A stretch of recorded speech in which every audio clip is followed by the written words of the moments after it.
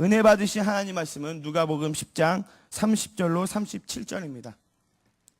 누가복음 10장 30절로 37절을 한 절씩 교독하겠습니다. 예수께서 대답하여 이르시되 어떤 사람이 예루살렘에서 여리고로 내려가다가 강도를 만나매 강도들이 그 옷을 벗기고 때려 거의 죽은 것을 버리고 갔더라.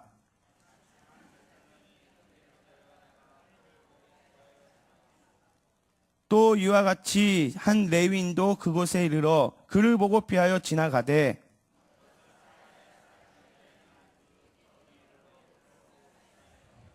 가까이 가서 기름과 포도주를 그 상처에 붓고 싸매고 자기 짐승에 태워 주막으로 데리고 가서 돌보아 주니라.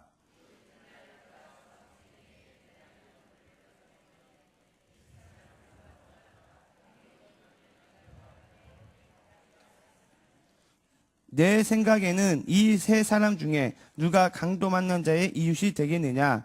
이르되 자비를 베푼 자니이다. 예수께서 이르시되 가서 너도 이와 같이 하라 하시니라. 아멘.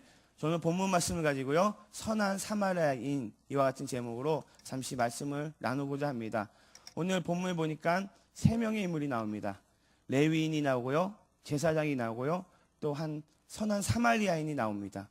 어떤 사람이 있었는데 그 사람이 여리고에서 예루살렘에서 여리고로 가는 길에 글쎄 강도를 만났습니다. 저는 이 본문을 읽으면서요, 인류 최초의 퍽치기가 아닐까. 요즘에 묻지마 살인도 참으로 많이 있는데 아마 이때부터 묻지마 살인이 일어나지 않았을까라는 생각을 한번 해보게 됩니다. 그래서 어떤 사람이 길을 가다가 갑자기 강도를 만난 겁니다. 그래서 그가 가진 모든 것을 뺏겨버렸습니다. 옷도 뺏겼고요, 심지어 돈도 뺏겼고요, 자기가 타고 간 나귀도 뺏기고요, 거의 오늘 본문 말씀에 보니까 죽기 일보 직전이었습니다. 그런데 때마치 거기에 누가 지나갔다고 기록되어 있습니까? 오늘 본문 말씀 31절에 보니까 한 제사장이 그 길로 내려가다가, 제사장이 내려갔다고 합니다. 근데 그를 보고 그냥 지나쳤다는 거죠. 쉽게 얘기하면요, 이 새벽 예배를 제가 오다가 어떠한 사람이 피 흘려서 거의 죽을 지경입니다. 그런데 목사라고 하는 이원일이가 그것을 보고도 나는 새벽 예배 가야 돼. 나 오늘 새벽 예배 설교기 때문에 안 가면 큰일 나. 하고서 그냥 지나쳤다는 겁니다. 그게 말이 됩니까? 사람이 죽기 일부 직전인데 빨리 전화해줘. 목사님, 글쎄 죽기 일부 직전 사람이 있어서 제가 병원에 가서 데려다 주고 오겠습니다. 그렇게 해야 되는데 여기 나와 있는 제사장은 자기가 제사장이라고, 거룩하다고, 피를 만지면 안 된다고 그냥 지나쳤다는 거죠. 두 번째 보니까 어떤 사람이 나옵니까? 32절에 또 이와 같이 한 레위인도 그곳에 이르러 그것을 보고 피하여 지나가되. 자, 레위인은 어떤 사람입니까? 성전에서 봉사하는 사람입니다. 쉽게 얘기하면 남성교회, 여성교회, 성가대, 교사들, 그런 성전에서 봉사하는 사람입니다. 남성교회 회장님이 주일날 봉사로 오는데 똑같은 현상입니다. 어떤 사람이 피를 흘려서 죽기 일부 직전인데 남성교회 회장님께서 나는 남성교회 회장으로서 봉사해야 돼. 그냥 지나친 겁니다. 아마 시대적 배경을 봤을 때 그때나 지금이나 이와 같은 상황이 아닐까 생각을 해보게 됩니다. 그런데요, 한 사람이 있었습니다. 또 그 사람은요, 길을 가는데 강도 맞은 사람을 보고 그에게 옷도 벗어주고 또 포도주로 그의 상처를 부어주고 주막에 데려가서 주인에게 이 사람은 다 돌봐 주십시오. 만약에 돈이 모자르면 제가 돌아올 때 꼭 돈을 갚겠습니다. 생각지도 않았던 사람이 이 한 사람을 구해줬다는 겁니다. 다시 말씀드리면요, 교회에서 인정도 받지 못하고 쉽게 얘기하면 이스라엘이 개 취급했던 이방인이 그를 도와줬다는 겁니다. 이 말씀을 통해서 우리 하나님께서는 우리에게 과연 이 시간에 우리에게 주시는 메시지는 무엇일까 한번 생각해 보기를 원합니다. 요한일서 4장 8절은 사랑하지 아니하는 자는 하나님을 알지 못하나니 이는 하나님은 사랑이십니다. 하나님의 본체 중에 하나가 사랑이라는 겁니다. 하나님을 한 단어로 정의하라면 하나님은 사랑이시다. 아멘이십니까? 그 예수님의 가르침대로 우리가 이웃을 사랑하고 형제를 사랑하고 성도를 사랑하는 그러한 삶을 사시기를 주의 이름으로 부탁을 드립니다. 첫 번째로, 그러면 강도 만난 자는 누구인가? 오늘 강도 만난 자는요, 누구라는 겁니까? 바로 나라는 겁니다. 우리도요, 때로는 원수마귀에게 우리 모든 것을 뺏깁니다. 물질도 뺏기고요, 건강도 뺏어가고요, 행복조차, 자녀의 축복조차 이 원수마귀가 뺏어간다는 겁니다. 그런데 그걸 보고 우리는 가만히 있다는 거예요. 어떻게 해야 될지 모른다는 거죠. 이 강도 만난 사람 같이 그냥 열심히 살았습니다. 그런데 갑자기 강도가 나타나서 그의 모든 것을 뺏어갈 줄 누가 알았겠습니까? 우리도 마찬가지라는 겁니다. 아무리 열심히 살고 아무리 내 힘으로 산다 할지라도 하나님이 지켜주시지 아니하시면 우리의 삶은 헛된 삶이요, 공중에 메아리치는 삶인 것입니다. 하나님께서 지켜주시기를 주의 이름으로 부탁드립니다. 기도하십시오. 하나님, 공중에 권세 잡은 원수마귀가 우리의 건강을 뺏어갑니다. 아까 우리 찬양 불러지 않았습니까? 유월절 그 피를 의지하여 구석구석 머리부터 발끝까지 덮어주시고 우리 문설주마다 발라주시고 우리 집 구석구석 주의 볼로 뿌려주시옵소서. 그렇게 한다면 하나님께서 우리 가정도 지켜주실 것이요, 물질도 지켜주실 것이요, 특별히 질병에서 고침받게 해주시는 하나님의 놀라운 축복이 일어날 줄로 믿습니다. 누가복음 10장 30절 보면 예수께서 대답하여 이르시되 어떤 사람이 예루살렘에서 여리고로 내려가다가 강도를 만나매 강도들이 그 옷을 벗기고 때려 거의 죽은 것을 버리고 갔더라. 여기서요, 영적으로 살펴본다면 예루살렘은 교회를 상징합니다. 하나님을 상징하는 거죠. 또한 여리고는요, 세상과 마귀를 상징합니다. 어떤 사람이요, 예배드리다가 이제 교회를 벗어나서 하나님을 벗어나면 행복할 것 같이 살지만 그것이 아니라는 거죠. 교회를 벗어나고 하나님을 벗어나면 행복할 것 같지만 오히려 이렇게 강도를 만난다는 거죠. 룻기서에 보면 엘리멜렉이라는 사람이 나옵니다. 그가 베들레헴에서 열심히 살았습니다. 베들레헴에서 열심히 살았는데 당장 눈에 보이는 먹고 마실 것이 없는 거예요. 그래서 그 옆에 이웃 나라 모압 땅에 가서 열심히 살았습니다. 왜냐? 그곳에는 먹을 것이 있었기 때문에. 단지 눈앞에 보이는 먹을 것을 쫓아 갔습니다. 그런데 현실은 어떻습니까? 아들 말론과 기론도 죽고요, 엘리멜렉도 죽었습니다. 세 며느리만 남지 않았습니까? 우리의 삶도 마찬가지라는 거죠. 지금 당장 내가 교회를 떠나 말씀대로 살지 아니하면 행복하고 잘 먹고 잘 살 수는 있지만 영적으로 봤을 때 우리가 타락하는 것이요, 원수마귀에게 우리의 모든 것을 뺏겨 버린다는 것입니다. 선택은 우리가 하는 겁니다. 우리 사랑하는 성도 여러분, 어떤 것을 선택하실 것입니까? 하나님을 선택하실 것입니까? 아니면 세상을 선택하실 것입니까? 물질을 선택할 것입니까? 하늘나라의 보화를 선택하실 것입니까? 우리는 항상 이 새벽 예배에 나오신 우리 사랑하는 성도 여러분, 세상을 아니라 하나님을 선택하시기를 주의 이름으로 부탁을 드립니다. 마귀 와서 뺏어가는 것은요, 우리가 예수님의 이름으로 물리쳐야 합니다. 나사렛 예수의 이름으로 명하노니 너 공중에 권세 잡은 원수마귀야, 예수 이름으로 물러갈지어다, 떠나갈지어다. 항상 선포하시기를 주의 이름으로 축원을 드립니다. 인류 조상 아담과 하와부터 지금까지 계속해서 우리는 강도 맞고 뺏기고 상처투성으로 살아간다는 겁니다. 절망 가운데 살아간다는 거죠. 많은 사람들이 인생을 살아가는데 내가 왜 살며 어디로 가는지 알지 못하고 살아간다는 겁니다. 이 새벽 예배 나오신 우리 사랑하는 성도 여러분, 제가 질문하겠습니다. 저는 왜라는 질문을 참 잘하는데요. 왜 이 시간에 나오셨습니까? 왜 기도하십니까? 왜 하나님을 믿습니까? 왜 봉사하십니까? 왜 직분 받습니까? 대답 좀 해보십시오. 가만히 있지 마시고. 왜 나오셨습니까? 하나님의 영광을 위하여 우리가 이 자리에 있는 줄로 믿습니다. 아직도 우리는 왜 살며 어디로 가는지 알지 못하고 살아가고 있다면 아직도 미성숙한 자요, 아직도 하나님 앞에 깨지지 못한 자라는 겁니다. 우리가 이 시간에 나왔다면 우리는 무엇으로 선한 사마리아인이 되겠습니까? 어떤 것으로 선한 사마리아인이 되겠습니까? 물질로 불쌍한 사람을 내가 도우면서 내가 선한 사마리아인으로 살아가겠습니다. 하나님, 저는 건강합니다. 이 젊은 시기에 내가 열심히 봉사하고 또한 열심히 하나님 앞에 쓰임받는 선한 사마리아인이 되겠습니다. 그렇게 우리는 하나님 앞에 결단하고 나가야 된다는 겁니다. 내가 배운 것이 맞습니까? 그 배운 것을 가지고 교만하고 자랑하는 것이 아니라 하나님, 내가 그 배운 것을 가지고 많은 사람들을 또 많은 자녀들을 가르치면서 선한 사마리아 역할을 감당하겠습니다. 우리는 그렇게 살아가야 한다는 것입니다. 요한복음 10장 10절에 보면 이렇게 기록되어 있습니다. 도둑이 오는 것은 도둑질하고 죽이고 멸망시키는 것뿐이요, 내가 온 것은 양으로 생명을 얻게 하고 더 풍성히 얻게 하려는 것이라. 도둑이 오는 것은요, 우리 것을 자꾸 뺏어갑니다.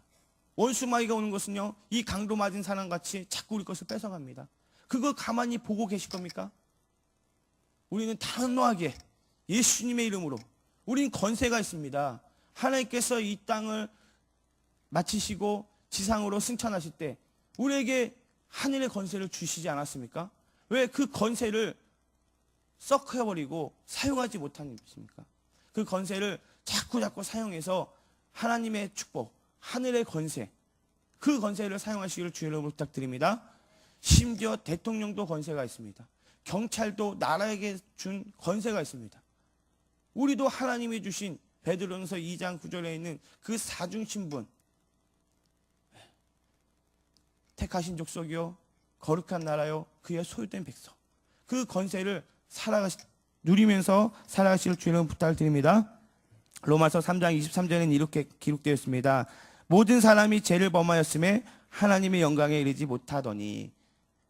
많은 사람들이 죄 가운데 좌절하고 또한 두려워하면서 살고 있다고 합니다. 그런데 이 땅에 살면서요, 죄를 안 지을 수는 없습니다. 쉽게 얘기하면 옷을 입으면 다시 빨아야 되고 또 음식을 해 먹으면 다시 설거지를 하듯이 우리도 이 땅에 살아가면서 이 땅은 완전한 것이 아닙니다. 그렇기 때문에 죄를 지으면서 살 수밖에 없어요. 그러나 그 죄를요, 우리는 단호하게 맞서 싸워야 된다는 겁니다. 죄를 안 짓게끔 나의 힘으로는 할 수가 없습니다. 오로지 성령 충만함으로 우리의 죄를 이길 수 있다는 것입니다. 그래서 우리는 날마다 성령 충만을 사모하시고 하나님 이 시간 하나에게 성령으로 충만하게 하여 주셔서 내가 깨끗하고 주의 말씀대로 살게 하여 주시옵소서. 우리는 기도해야 된다는 것입니다. 그럼 두 번째로 참된 이웃은 누구일까? 오늘 누가복음 10장 31절로 32절을 우리 함께 합독하겠습니다. 시작.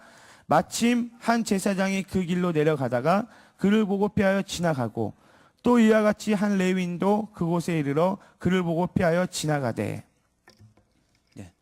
두 사람은요, 하나님의 직분자요 또 성전에서 봉사하는 레위인인데 그는 이웃의 강도 맞은 사람의 이웃일지 알았는데 그것이 아니라는 거죠. 이스라엘 백성들이 개로 취급했던 사마리아인이 이 강도 맞은 사람의 진정한 이웃이라는 겁니다. 우리도 많이 지금 힘들고 고통 가운데 질병 가운데 있는 많은 교구 식구들, 또 우리 송파교에서 많이 힘들어하는 헐벗은 이웃이 우리 교회에도 너무나도 많이 있습니다. 나만 잘 먹고 잘 사는 것이 아니라 우리는 베풀고 나눠주는 그런 선한 사업을 해야 된다는 것입니다. 그래서 우리는 날마다 참된 이웃이 되어서 우리 예수님의 사랑을 전하시기를 주의 이름으로 부탁을 드립니다.